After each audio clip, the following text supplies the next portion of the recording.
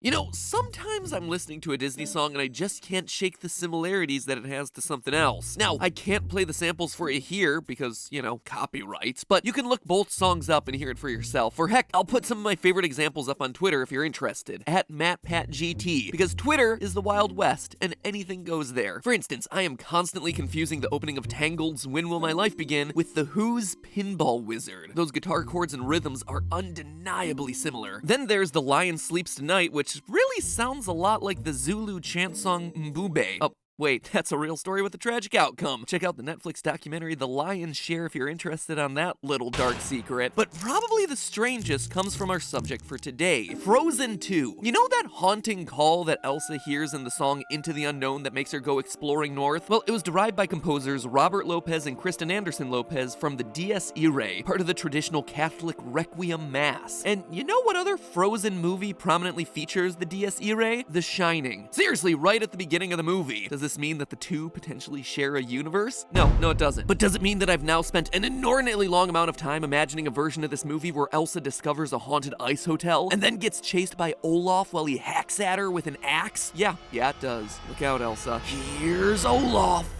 Hello, Internet! Welcome to Film Theory, the show that ventures into the unknown every week to lift the fog of uncertainty that separates us from the outside world. So that extended metaphor probably didn't make sense if you haven't seen Frozen 2, but no worries, it barely makes sense if you have seen Frozen 2, so nothing lost, nothing gained. Anyway, speaking of Frozen 2, seamless segue alert, it's no secret that I've thought about this movie a lot, wondering everything from how cold it needs to be to freeze Elsa, to who taught Kristoff's reindeer to sing? Must have been Kristoff. And where are all those sick electric guitar riffs coming from when he's in the middle of the forest?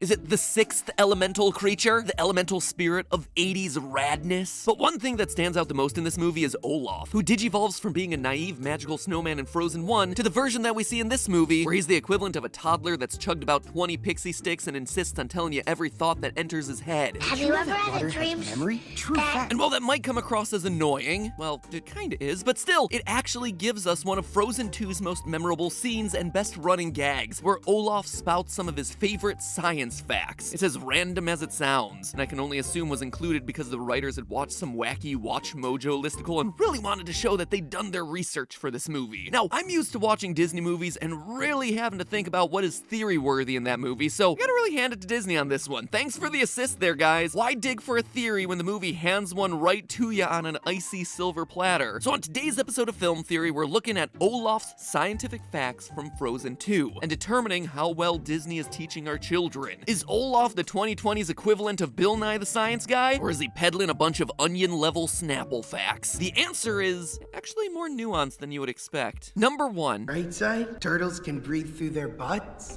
Frozen 2 ends its little fact list with a butt joke, but I'm starting it off with one because we're classy AF here on Film Theory. And surprisingly, butt respiration is indeed a science fact. When turtles hibernate in the winter, they need very little oxygen to sustain themselves. So rather than breathing in and out with their lungs, the oxygen from the water that passes over their little turtle tushies is able to permeate into their bodies for respiration. It's a process known as cloacal respiration, and it's not just turtles who do it. Frogs, salamanders, even some snakes can do it. Don't know how you learned about that one in the days before the internet, snowman. That little fire lizard you just met might not want to go to sleep with you around. Probably be creeping up on him for science. Number 2. Did you know wombats poop squares? See what I did there? Made the poop one number 2. Just another one of those highbrow little details you can expect on my Disney content. Now first, small nitpick, a square is a two-dimensional shape with 0 thickness, so no, nothing poops in squares. However, if by squares Olaf meant cubes, then yes, this is indeed another science fact. We know for sure that wombat duty is in little blocks that look like this. Even weirder, scientists aren't 100% sure how wombats do it. I mean, we're wasting all this money trying to get ourselves up into space, and yet we can't dedicate any money into researching the really important questions, how wombats are able to cubify their turds? Come on, science! Anyway, most think that wombats use the cubes to identify territory, and that the little blocks are less likely to roll away. This is gross, but mildly interesting, which, fun fact, was the working title for the show when we were starting it. Number 3. Did you know we blink 4 million times a day? Get back on track, Olaf. That's big ol' science fiction. In fact, it's not even close to being right. Humans blink a bunch, usually about 15 to 20 times per minute, and considering that we're supposed to be asleep for a solid 7 hours per day, it means that we're blinking about 20,000 times per day on average. Orders of magnitude away from Olaf's number. To get to Olaf's 4 million, even if you never slept, you'd still have to blink more than 46 times per second. So unless you're an insomniac whose eyes like to mimic strobe lights, you're not blinking 4 million times per day. I literally have no idea how they could have gotten to a number that is that wrong. Anyway, number 4. Did you know men are 6 times more likely to be struck by lightning? I can't say those numbers are necessarily perfect, but we'll call this one a science fact. According to Popular Science, between 1995 and 2008, men accounted for 82% of all the deaths by lightning strikes in the US. Is it chance? Does it have something to do with men's body chemistry? Is Zeus just trying to reduce the male population so he can seduce more Earth ladies? No, it's actually a much more simpler explanation. In the immortal words of Sailor J, because men are stupid. men have been found to be far less likely to abandon outdoor activities like fishing, golfing, and camping when there's a thunderstorm. And wouldn't you know it, that's when they're getting zapped. So if you're outside in a thunderstorm, chances significantly increase that you're gonna be the one who gets hit by lightning when it does strike someone. Truly a shocking fact, I know. And finally, number 5. Did you know that water has memory? True fact. It's disputed by many, but it's true. I saved this one for last because, well, this isn't just an Olaf science fact, it's pretty much the whole movie's thesis, that there are these elemental energies that connect us to the past and to other people, and that water has it. Water has memory. Water has memory. Water has memory. Frozen really wants us to believe that this is true. Water has memory. But is it? Is it fair to say that water has anything that can be even remotely classified as memory? Well, that's a more complicated question and the main topic for today's theory. Does water have memory? And what would that mean if it did? The answer to that question, like the answer to most weird questions, starts off in the 1980s. Cue that 80s elemental guitar riff.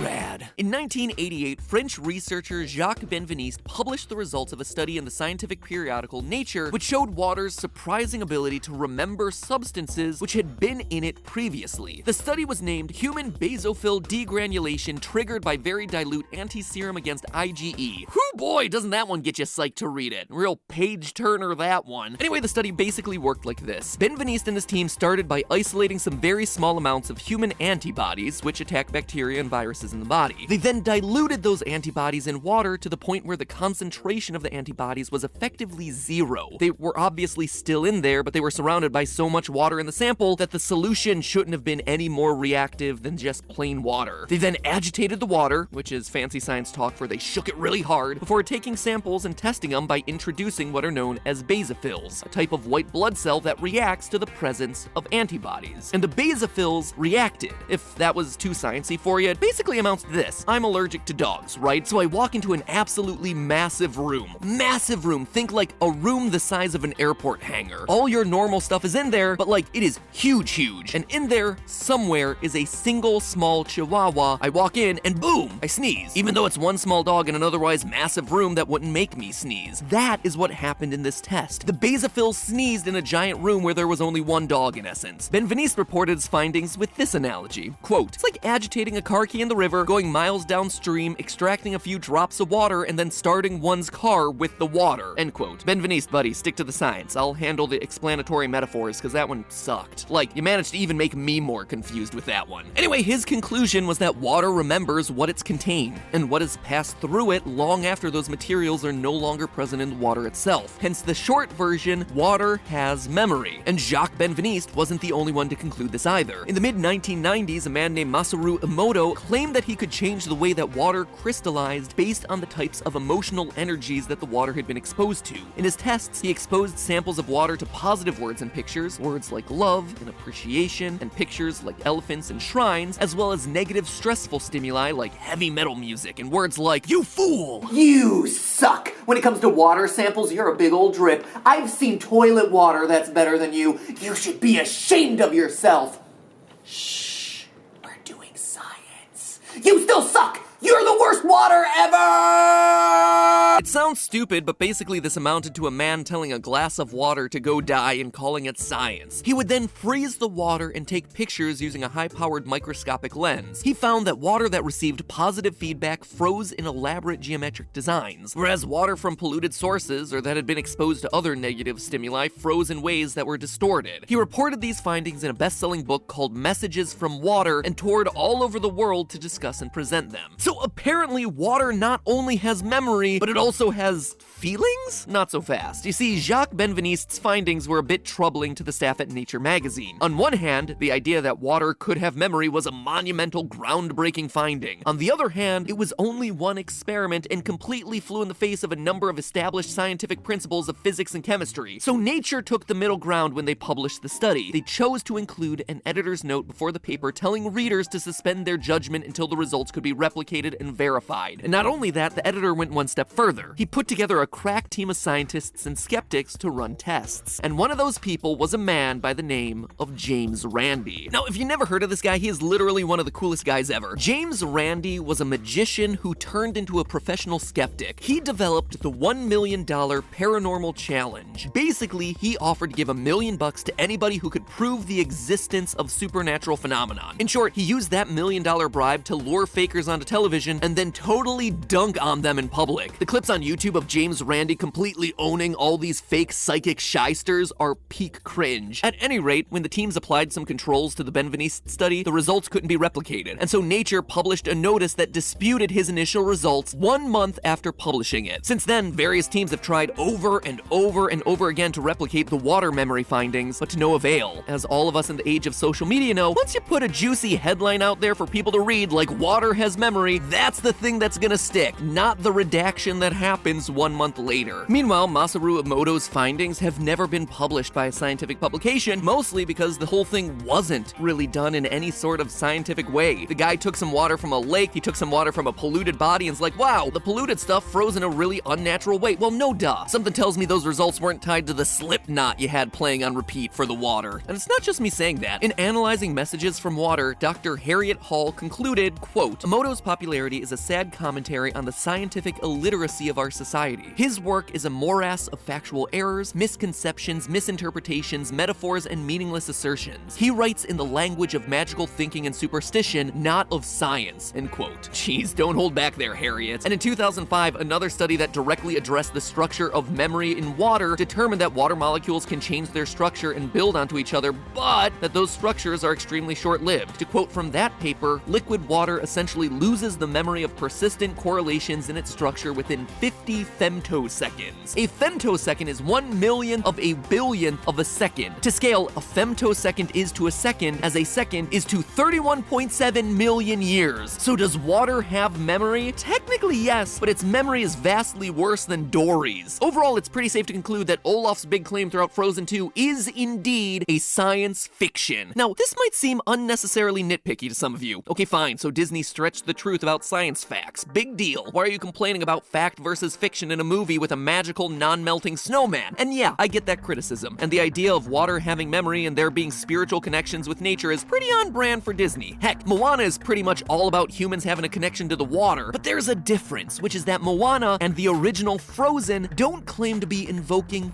fact. In fact, he goes one step further and says it's disputed by many, but it's true. He is actively telling the audience to disregard the skeptics, and more importantly, the real science that we just covered. Scientific misinformation is really easily spread. Just ask your aunt about using a chopped up onion in your sock to remove toxins from your body. Yeah, that's a real thing that's circulated widely across Facebook, and no amount of logic or rebuttal is gonna change your mind when next Christmas she smells like the back of a burger stand. My main fear here in this is that kids look at Disney movies with the same level of blind faith. So when a movie tells them, hey, here are facts, and it's being communicated to them through a character that they know and that they love and trust, in a movie that they might watch dozens upon dozens of times, it's likely that they'll retain those beliefs for years. They won't question where they got those beliefs from in the first place. The good news is that I don't think anyone believing that water has memory is really gonna do them harm, but it's the principle of the whole thing. If Disney truly wants to invoke science in its stories, then they need to be super careful about what they say is fact. Just as importantly, we all need to promote replication and independent verification of the science that we hear about to make sure it's credible and not just there to grab some headlines. So the next time that you're watching Frozen 2 with the family, remember to have a detailed discussion with any kids who are present about the scientific method and replication standards. I'm sure they'll thank you for it. Or, you know, more likely they'll probably just tell you to let it go. But hey, that's just a theory. A film theory. And cuts.